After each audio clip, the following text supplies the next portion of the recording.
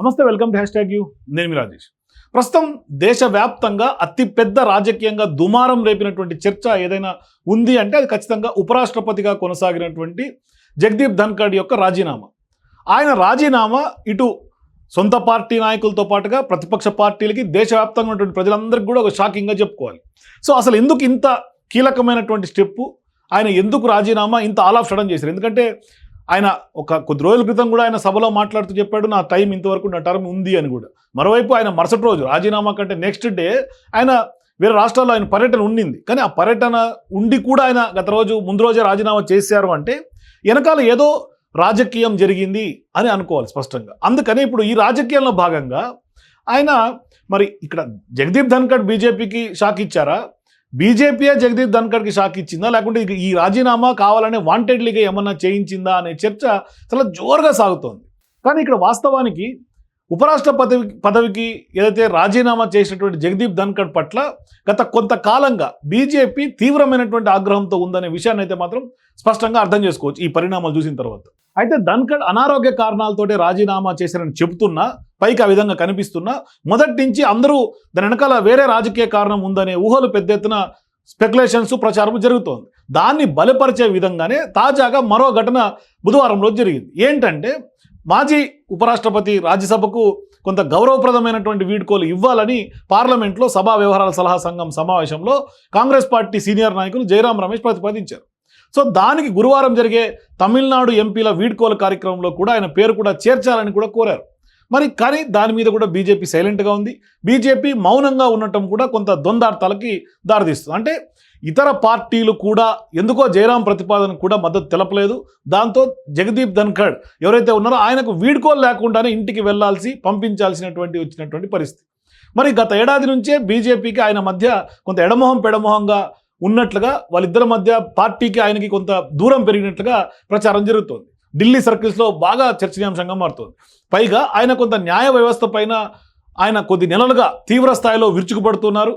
ఆయన తీవ్ర స్థాయిలో చాలా హార్ష్ఫుల్ కామెంట్స్ చేస్తున్నారు, బీజేపీని కార్నర్ చేసే కామెంట్స్ చేస్తున్నారు. మరోవైపు జస్టిస్ వర్మ వ్యవహారంలో కూడా న్యాయ వ్యవస్థపై కీలకమైనటువంటి ప్రశ్నలు సంధించారు జగదీప్ ధన్కడ్. మరి ఈ నేపథ్యంలో ఉన్నట్టుగా మాట్లాడితే అందరికీ చేదుగానే ఉంటుంది కాబట్టి వాస్తవాలు గ్రహించలేకపోయినారు. మరి అటువంటి సందర్భాల్లో గ్రహించినటువంటి, అంటే ఈయన ద్వారా ఖచ్చితంగా ఇబ్బందులను గ్రహించినటువంటి నరేంద్ర మోదీ పార్లమెంట్ సమావేశాలకు 4 రోజుల ముందు నుంచే ఆయనతో సంప్రదింపులు జరుపుతున్నారు.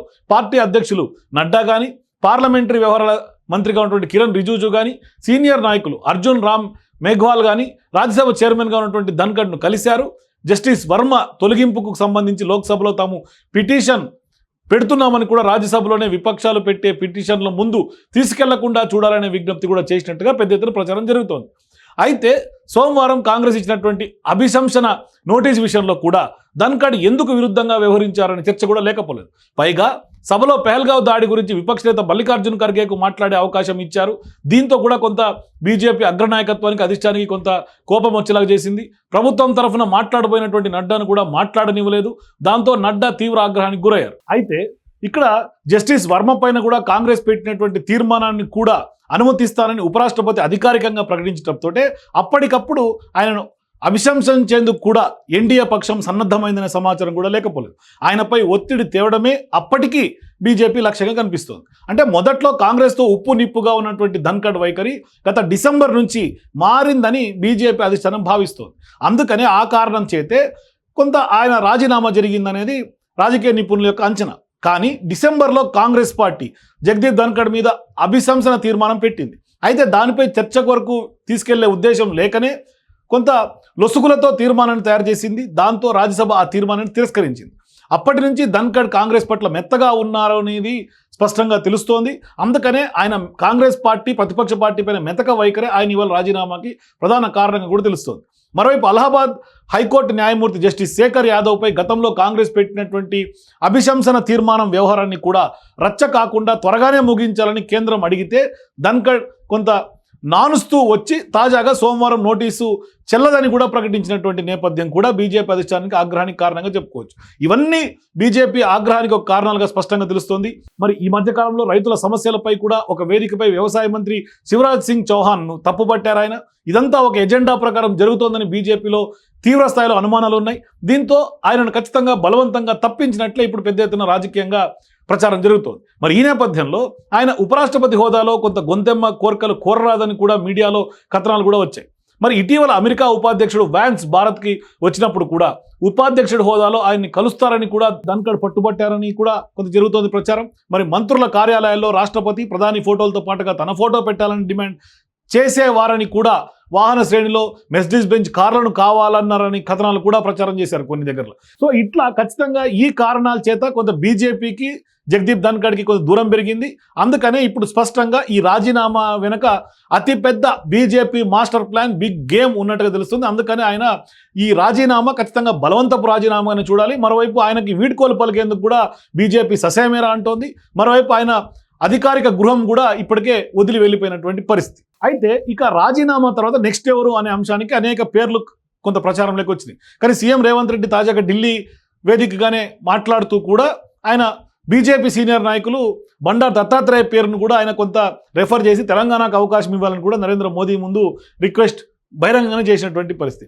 ఇక ఎన్డీఏ కొత్త ఉపరాష్ట్రపతి రేసులో ఇక అనేక మంది కనిపిస్తున్నారు. బీహార్ మహానాయకుడుగా పేరున్నటువంటి కర్పూరి ఠాకూర్ తనయుడుగా ఉన్నటువంటి రాష్ట్ర వ్యవసాయ శాఖ మంత్రి రామ్నాథ్ ఠాకూర్ పేరు కూడా గట్టిగా వినిపిస్తోంది. ఆయన బీజేపీ అధ్యక్షుడు నడ్డాను కలవడం కూడా ఈ ఊహాగానాలకి తావిచ్చింది. తాజాగా ఇంకా కూడా మనం ఇద్దరు పేర్లను కూడా ఓం మాథూర్ కానీ లేకుంటే గెహ్లాట్ పేరు, ఈ రెండు పేర్లు కూడా మనం ప్రముఖంగా ఫ్రంట్ లైనర్స్లో ఉన్నారనే విషయాన్ని కూడా మనం మీ ముందు ఉంచాను. సో ఇట్లా ఆయన రాజీనామాకి గల కారణాలు, బీజేపీకి ఆయనకి పెరిగినటువంటి ఆంతర్యం, మరోవైపు దానికి రాజీనామా కారణాలు, ఇప్పుడు నెక్స్ట్ ఎవరు, ఈ అంశాల మీదే విస్తృత చర్చ దేశవ్యాప్తంగా జరుగుతుంది. మీరు కూడా ధన్కడ్ రాజీనామాకి కారణం ఇదే అయి ఉంటుందా, లేకుంటే ఇంకేమైనా ఇతరత్ర కారణాలు ఉంటే మీ రాజకీయ పరిజ్ఞానంతో మీకు ఏమైనా ఉన్నటువంటి నాలెడ్జ్ కూడా మీ అభిప్రాయాల కింద కామెంట్స్లో తెలియజేయండి. For more videos please watch #.